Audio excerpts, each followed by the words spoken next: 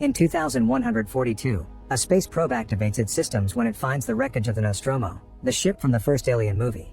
It opens a hatch and retrieves an object that appears to be organic before flying away. This object is taken to a space station where a group of scientists cut it open. Half of the object is taken away for research, while the half left behind reveals to have an alien known as Xenomorph inside. 6 months later, Rain talks to an employee from the Weyland-Yutani Corporation, which is in control of this mining colony. Rain explains she's met her work quota and she should be free to go. However, the clerk tells her that due to a shortage of workers, she isn't eligible to leave and will be transferred to the mines instead. The system has updated her quota, so she'll be released from contract in 5 years. At that moment, Rain notices her adopted brother Andy is being beaten up by some punks. She runs to scare them away and checks on Andy, who is bleeding white because he's an android. Using a special chip, Rain resets Andy to calm him down. Then Rain gets a message from her ex Tyler, who asks her to come over. When the siblings make it to Tyler's ship, the Corbelan, Tyler and his family explain that a derelict spaceship is drifting in orbit above the colony. This ship has multiple hypersleep chambers, and if they salvage them, they could finally escape the colony. They want Rain to join them because she can bring Andy, who can connect with the ship's computer and release any locks they may encounter. Soon the Corbelan takes off and Tyler's cousin Bjorn shows off a neat fire trick with his lighter. The ship shakes a lot because of the ongoing storm, but once they manage to fly above the clouds, it's smooth sailing. When they finally find the derelict ship, they're surprised to discover it's a whole station. It's also closer to the rings than they thought, and they calculate it'll crash in 36 hours. However, Tyler tells them not to worry because they should be in and out in 30 minutes.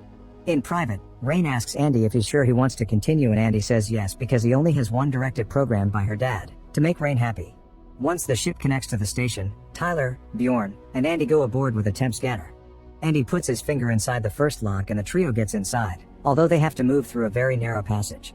The station's artificial gravity goes through a purge every few minutes, meaning it's constantly turning on and off. Eventually the group leaves the passage and floats into a room where they find the pods. At that moment the gravity goes off and Bjorn falls, so Andy accesses the station's computer to turn on the power and get gravity under control. Next they check on the pods, but unfortunately they discover they don't have enough fuel to last the 9-year trip to the nearest planet. Tyler ejects the pods for the Corbelan to pick up while he and his partners go looking for more fuel. Bjorn's sister Navarro pilots the Corbelan and picks up the pods with no issues. While Rain takes care of Tyler's sister Kay because she's throwing up, Navarro goes to check on the pods. Once they're alone, Kay admits she's pregnant and asks Rain to keep the secret. In the station, the trio is still searching when suddenly they hear a recording talking about the station. Just like the mines, it belongs to the Weyland-Yutani Corporation. The station is named Renaissance and is divided into 2 parts, Romulus and Remus. Paintings on the walls confirm the names come from the famous myth. While they look around, Bjorn gets annoyed by Andy's presence because he hates androids, so he reveals Andy can't come with them when they leave. Tyler is sad to confirm this, explaining the planet they'll go to doesn't allow androids. However, Andy says it's fine because what's best for Rain, it's what's best for him. Moments later the trio makes it to a deserted yet active lab. Bjorn finds a stun rod, and while he plays around with it, he almost falls into a hole in the ground, but Andy grabs him just in time. They also find a damaged android and notice both he and the hole were destroyed by some kind of chemical spill. The boys keep going until they get to the cryo chamber, where the door only opens halfway. The gap is big enough for them to come in and they discover the room is flooded. Tyler and Bjorn attempt to retrieve the fuel from the compartment, only for Bjorn to freeze his fingers in the process. At that moment an alarm goes off and the door closes, leaving them trapped. Andy tries opening the lock but can't because it requires higher clearance. The computer in the neighboring room indicates that inside the cryo chamber there are frozen aliens known as facehuggers who are starting to awaken. Navarro and Rain have no choice but to board the station to save their friends. Rain finds the destroyed android and wants to check if she can transfer its credentials to Andy. The android wakes up and tries to attack Rain, so Navarro quickly removes its module to shut it down. The girls run to the lab and give the guys the module through a narrow gap on the door. Tyler puts the module inside Andy, who freezes while he reboots. At that moment the facehuggers finish awakening and come out of the pods to hit in the water. A facehugger finds Bjorn and grabs his leg, making him fall. Then the alien jumps on his face, but Bjorn manages to pull it off and throws it against the door. At the same time Tyler dodges a facehugger in the water, but there's another one climbing on Andy who makes a jump and lands on Tyler's face. As it tries to insert its appendage into Tyler's mouth, Bjorn uses the stun rod to make the alien fall off. An unconscious Tyler falls into the water while the facehugger attacks Bjorn, who manages to defend himself. Rain tries to open the door by force but Navarro refuses to help because she's afraid the aliens will escape. Bjorn continues to fight the aliens while a facehugger goes after Tyler, who is now waking up. Thankfully Andy also awakens and grabs the alien by the tail to kill it by throwing it at the lights. Then Andy touches the lock and this time the door does open, so the guys immediately escape. Unfortunately, a gap is left and the facehuggers work together to open it again. The alien horde starts chasing the humans, who run into another room and lock the door. A facehugger manages to cross through before the door closes and lands on Navarro's face. The others rush to help her, but it's too late. The facehugger has its tail around her neck. If they try to remove it by force, it'll kill her. To everyone's shock, Andy starts explaining that the alien is sharing oxygen with Navarro to keep her alive. He sounds more intelligent and less nervous than before. Rain realizes the new module is doing this, but Andy stops her from removing it, saying he's been updated. He doesn't know how to remove the facehugger safely, so he proposes to turn on the destroyed android. They connect him to the computer, and when he awakes, he introduces himself as Science Officer Rook. He tells them they should kill Navarro because the facehugger is implanting an alien inside her, so it's too late to save her. It turns out this station is the ship that found the Nostromo's wreck, and its entire crew was killed by the xenomorph, which is now hanging dead from the cables in the hole. It was its acid that caused all the damage too. Rook sealed the station after the alien died, but it was too late. Then Rain has an idea. They should try using the cryonic liquid to freeze the facehugger. Tyler shoots the liquid at the alien, and as soon as its tail loosens up, they remove it from Navarro's face. Tyler tries to kill it, however the facehugger escapes through the hole in the ground. Everyone is glad to see Navarro is fine, but Rook warns them there's a 60% chance of an alien being inside her. And he tells the group they shouldn't take Navarro back, so Bjorn hits him with the rod to send him flying. Rain stays to help him, and Bjorn uses the chance to run with Navarro. Suddenly Andy hears something and rushes to the corridor to discover Bjorn is sealing the doors. Andy grabs a door to try to keep it open, so Bjorn runs to the next one and closes it quickly. This leaves Andy, Rain, and Tyler trapped in the station. Navarro detaches the Corbelan from the station, but before it can go far, she starts feeling sick. She uses a special light on her body and discovers she has an alien inside like Rook predicted. Then Navarro starts having a seizure, and an alien known as Chestburster bursts out of her body, killing her. Without a pilot, the Corbelan starts losing control and crashes against the station, causing a big explosion when it destroys a fuel tank. It also knocks Kay and Bjorn out. The ship keeps on floating and enters the station's hangar bay, where it breaks a window and causes a vacuum effect. Thankfully, the doors close just in time, but this has destabilized the station, and now it only has 47 minutes before it crashes on the planet's rings. Rain and Tyler are trying to find a way to cross the station and reach their ship, but when they're about to open a door, they find a bunch of facehuggers on the other side. Meanwhile, Rook checks the computer to make sure that something called ZO1 compound is still intact. Then it asks Andy for help, making him realize that the new module overrode his directive. Instead of helping Rain, his goal is to finish the station's mission for Weyland-Yutani. Then Andy reunites with Rain and Tyler and shares some information he got from Rook. The facehuggers can't see and find people by sensing their body temperature. This means they could raise the temperature in the room to match their bodies and become invisible. After Andy uses the thermostat to get the desired temperature, the trio starts crossing the room and has to make great effort not to react to the bodies they find in every corner. On the Corbelan, Kay wakes up and goes looking for her friends. In a corridor, she finds the skin that the chestburster left behind before making the cocoon that now hangs on the wall. At that moment, Bjorn finds her and makes her step back before inserting the rod into the cocoon to electrocute it until the alien's acid destroys the stick.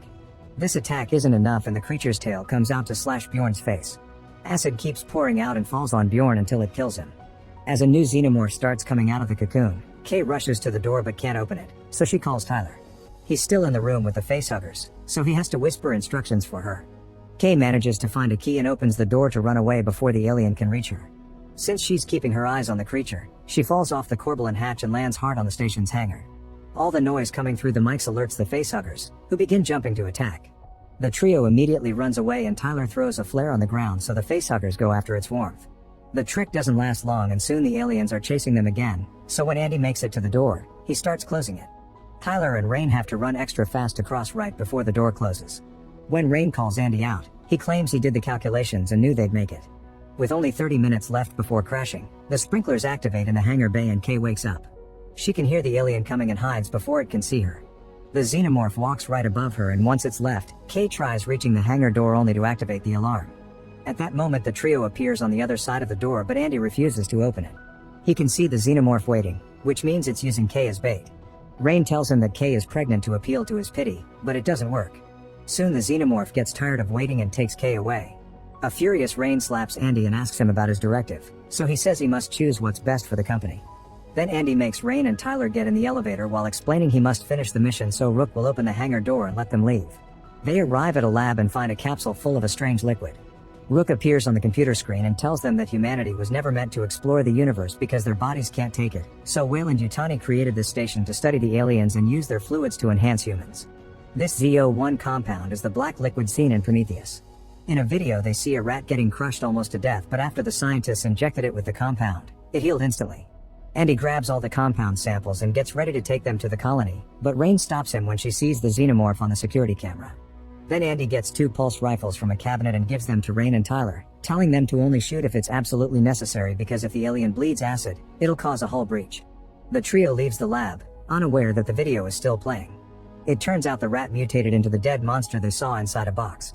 With only 20 minutes before impact, the trio begins crossing the station and finds lots of xenomorph resin, which means there's more than one around. When Andy turns on the lights in the next corridor, they're disgusted to see a full alien hive on the walls. Andy and Rain want to go back and find another corridor, but Tyler hears Kay's voice and rushes into the hive. Rain follows him and they see tons of bodies cocooned with the alien goo, including Kay's. The duo pulls her out and Andy appears to point out she hasn't been implanted yet because there's no dead facehugger at her feet. Her pulse is still very weak, so Andy offers a compound injection to help her. Before Tyler can use it, Rain stops him because she's wary of the substance and tells him Kay may survive if they take her to a cryo chamber. At that moment they hear a xenomorph screeching and approaching, so they run out of the hive into another room. There's another xenomorph there and it tries to stab Rain with its tail, but Tyler jumps in to protect her and gets stabbed instead. Then the alien uses Tyler's body to hit Andy and incapacitate him before dragging Tyler into the hive, where more creatures surround him and kill him. Rain and Kay rush into the elevator and manage to escape before the aliens reach them. However, Rain can't stop thinking about her brother, so she drops Kay and the samples at the hangar bay, telling her to go back to the colony on the Corbelan. After Rain leaves, Kay worries about her baby and decides to inject herself with the compound. With only 10 minutes left before impact, Rain makes it to the hive and removes the module from Andy before resetting him. When he wakes up, he's his old self again. The xenomorphs are coming closer and the duo runs away, but Rook refuses to open the doors for them because it may put the compound at risk. While Rain furiously shoots the screen, Rook appears on the Corbelan system and asks Kay to give him access to the ship. Rain disables the station's gravity and starts shooting at the xenomorphs. Now their acid blood floats around instead of falling on the hull. With Andy holding her down, Rain shoots every creature without mercy until all of them are dead. Then the duo starts navigating the corridors while carefully avoiding the acid. However, Rain almost crashes against it, so she shoots her rifle to force a fall.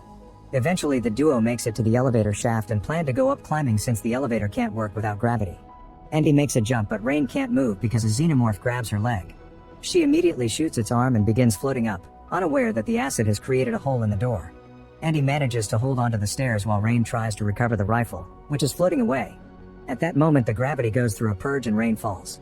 The elevator is also coming down, but thankfully Andy catches it. Before she can crash on the ground, a xenomorph grabs Rain with its tail.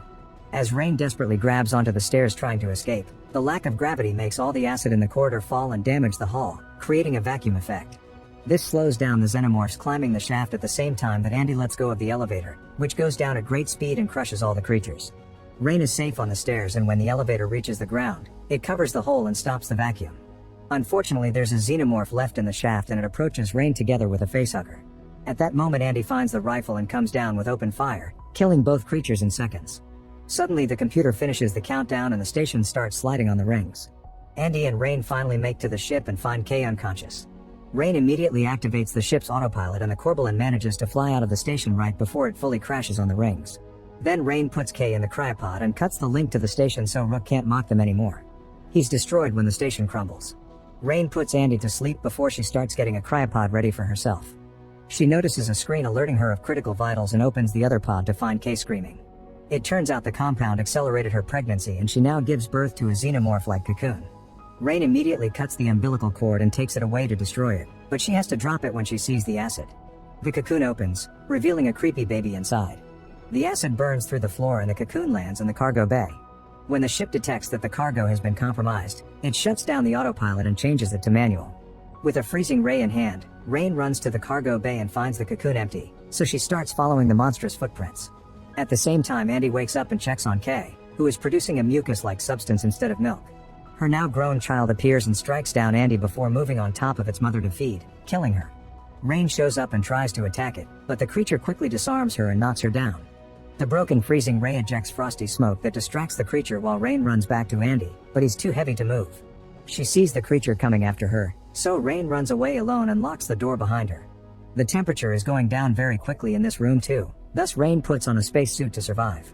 As the creature starts forcing the door open, Rain jumps into the cargo bay and begins to disengage the manual locks, intending to eject the entire bay with the monster. She opens the first 3 locks very quickly, but before she can do the 4th, the creature strikes her down. Rain notices the cocoon nearby and tips it over, letting the acid melt through the floor. Her suit is attached to the ship with a rope so she doesn't float away when she falls, but when she starts climbing back, the creature grabs her head and cracks her helmet. Noticing it's holding onto the bay with its tail, Rain pulls at her rope and opens the last lock, ejecting the whole bay module and sending the monster to its death when it crashes on the rings. The ship is falling too close to the rings and the sensors reactive the autopilot, so Rain gets to climb back safely before the Corbelan flies away. Moments later, Rain places Andy's damaged body in a cryopod, removing his module and promising to fix him before entering a pod herself, hoping they'll reach a planet alive. Make sure to subscribe and turn on notifications so you can watch more videos like this. Thanks for watching.